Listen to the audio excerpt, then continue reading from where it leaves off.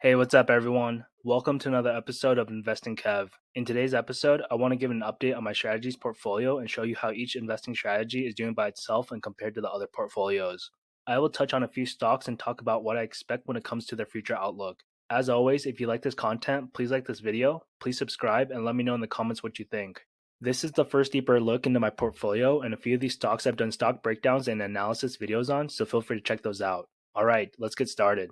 If you're new to this channel, I started this portfolio back on June 1st. The purpose of this portfolio was to take 4 common investing strategies and see how they would do. This was to give mainly beginner investors ideas on what strategies they may want to consider and to show how to build wealth with small amounts of money and see how things grow over time. Obviously, this is not perfect as everyone will have different holdings, but for my own curiosity, I want to see how my holdings that I selected would do. We have an S&P 500 portfolio that tracks the S&P 500 through an ETF, a growth portfolio with high growth stocks, a dividends portfolio with dividend growth stocks, and a balanced portfolio which is a mix of dividend and growth stocks. Each portfolio started off with $250, and every 2 weeks I would deposit $100 into each portfolio. I would then split that $100 up evenly to all the holdings within each portfolio, and if I earned any dividends, those dividends would be invested back into the portfolio where the dividend came from. As you can see, my balanced portfolio is currently number 1 with over 11% gains. The S&P 500 is second with 7.5% gains. The dividends is third at 6.3%, and my growth portfolio is currently in the negative at 6.6% loss. Throughout the 3 months, every single one of these portfolios was at the top at some point. My dividends portfolio was in the negative when Prudential had a decent sell-off, and my growth portfolio was booming until the Chinese data loss stuff came up. I want to share with you a few things that I've learned from the past 3 months. The first lesson is I want to encourage people to dollar cost average. Time and time again, people always say time in the market is better than timing the market. These are investors and institutions people look up to that continue to say this over and over again. For example, my DraftKings is currently up 30.5%. My average share price is currently $50.38, and that's with me buying through the ups and downs throughout the past 3 months. As you can see at the beginning of June, it was at $55.30. On July 16th, it went down all the way to $43.79. And just a few days ago, on August 27th, it was at $60.01. I've done a few videos on DraftKings, but the recent acquisition of Golden Nugget Online Gaming is a huge catalyst for the growth given the landscape of iGaming. The sports betting industry has been projected to be anywhere from $7 billion to over $10 billion in revenues by 2026. So this is a very young industry, and I expect DraftKings to be the leader in this massive sports betting and iGaming market.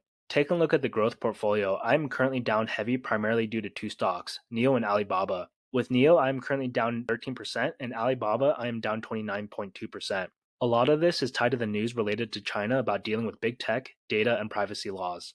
I did a video a few weeks ago on the Chinese data laws, and I am currently not worried. The reason why I'm not worried is because China is going to be the number 1 world economy likely within the next 10 years. If you read the data and privacy laws, it makes sense. The law talks about removing algorithmic discrimination, illegal collection, allowing users to decline having data being obtained, and many more. I think the law is up there with the European Union's GDPR, which is the strictest data and privacy law out there in the world. But as of right now, I don't think it's more strict than the European Union's. I said this before, but a lot of people just read headlines and don't understand anything deeper than that. I would highly encourage you to do your due diligence. I'm thankful because Alibaba has over 1 billion users on their platform. E-commerce is going to be a $3.5 trillion industry in the coming years in China. And China said they are working with the SEC to find ways for the companies to IPO and realize the VIE structure is needed to help that. From everything that I've read, China is a very long-term thinking country, and I think my patience will pay off as I average down at Alibaba at a much cheaper price. The next lesson that I want to share with you is that there is nothing wrong with investing in ETFs. Throughout many years, a lot of investors have said they can beat the S&P 500 and fail to do so. Whether you're a beginner or an experienced investor, ETFs offer so many opportunities. You can get a market matching ETF or be higher risk and focus on an ETF that targets only technology or real estate. Don't let anyone ever tell you that ETFs suck because a lot of people have accumulated wealth because of these ETFs. And throughout the past 3 months, my ETF strategies portfolio has stayed consistent through it all. Sure, there were ups and downs, but the downs were less volatile compared to my other portfolios. The next lesson is that dividends are awesome. Being able to build a small amount of passive income has allowed me to increase my purchasing power. Over time, as I keep accumulating more fractional shares, I'll get more dividends. And this is me just investing $100 every 2 weeks.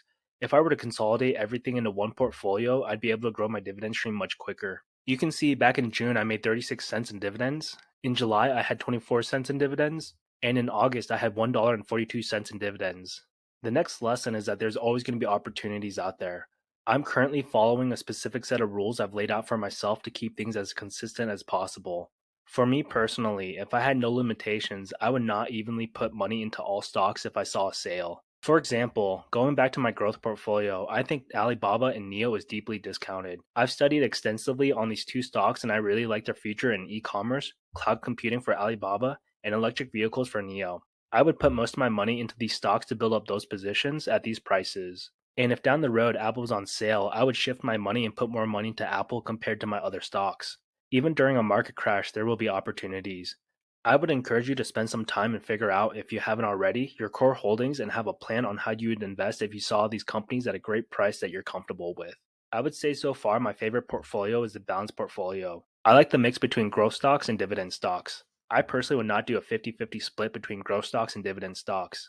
Since I'm younger and I have a high risk tolerance, I would do maybe 70% growth stocks and 30% dividend stocks, or even up to 80% growth stocks and 20% dividend stocks. I do like having that passive income stream building in the background, which offers me the ability to increase my purchasing power. I still have conviction in all my holdings. I chose these stocks for a reason because I think they're going to do well in their respective industries.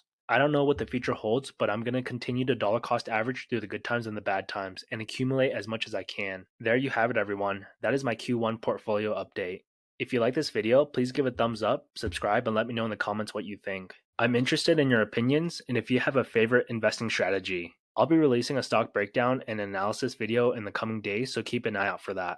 If you want to follow my investing journey, check out the spreadsheet link in the description box below. As always, thank you everyone, stay safe, and I will see you all next time.